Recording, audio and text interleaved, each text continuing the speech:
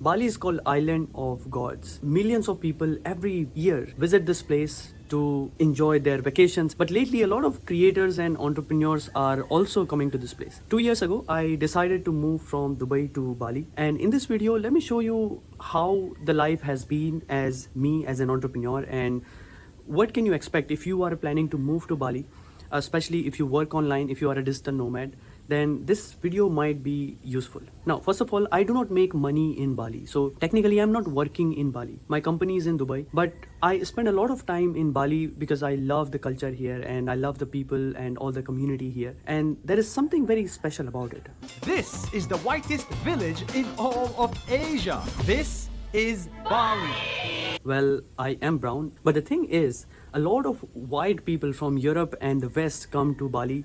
And if you will see any random place, if you will go to Canggu or Ubud or any of the popular areas here, you will see that there are more Western people than any of other ethnicity. I guess that is the reason behind whitest city of Asia. Anyways, coming back to the point, the reason I moved here is because I was looking for a conscious life. I really was exhausted with my life in Dubai. I was not okay with eating not healthy food. Fruits in Dubai are mostly imported and frozen food. One of the big advantages of living here is fruits here are fresh. All the vegetables and all the things that you might want to eat are locally produced. So you eat better food.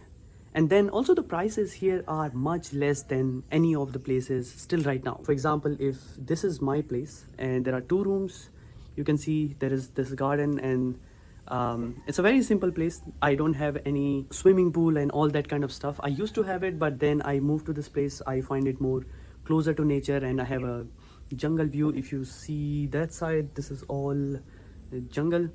So I like this kind of stay and I pay around $600 per month for this place. There is a lot of activities happening here where you can plug and unplug yourself. So there are a lot of entrepreneurs meetups happen here. So if you are very much connected to business, you can go there, attend, connect with other people.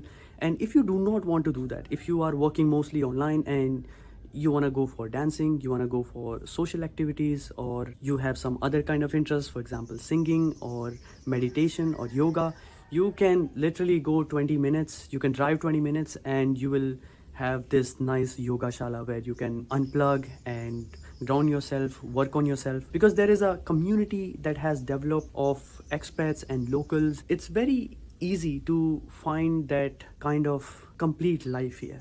And this is a big reason why a lot of people want to stay here. If you are a digital nomad, I would suggest you to get a working visa if you want to work here. I personally do not do this, so I don't need it. But I would suggest you to do that because authorities are getting strict here. Because a lot of people come here, they work in Bali without working visa. So most of the people come here on tourist visa and they end up working here. So this is not recommended. If you are charging money for your services in Indonesian rupiah and if you are serving clients here, then it's better idea that you get a working visa. Otherwise, I mostly like to be on tourist visa because I have to go to Dubai for my work all the time, and then I am from India, so I go to India time by time. Now, if we talk about the expenses, currently I am spending around $1,500 on a monthly basis, where $600 goes into my stay and around 600 to 700 goes into eating, because most of the time I eat outside. If you are gonna make food at home, this is going to be less. And then there are other co-curricular activities. For example, I have a bike for myself and I go to dancing and I attend some events here and there. So I spend another $400 onto that. So this is roughly the kind of money that I'm spending when I'm living in Bali. Now, if you are looking for a better place, for example, you need a private villa for yourself. This is a simple house, but if you need a villa with a swimming pool and a better location, then you might be spending $1,000 to $2,000 per month on just stay. Now, if you are asking the question that if Bali is a good place to stay as an entrepreneur, well, it depends. If you are looking for a conscious, a bit slow life, this is a great place to build from, especially if you work in community, if you work on content, if you work on code.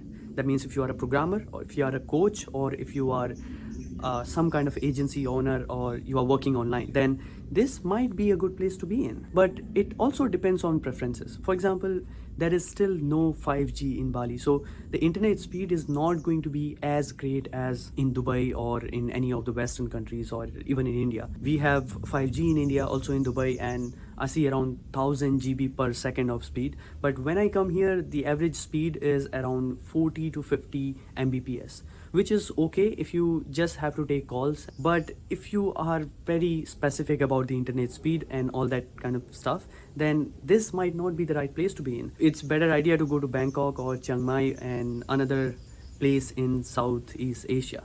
Vietnam is getting a lot better. I was in Da Nang for 6 months and I really love that place. So you might want to check that out. So this was my review of being in Bali as an entrepreneur. If you have any questions around it, or if I have missed some specific information that you wanted to get, let me know in the comment box and I will love to reply.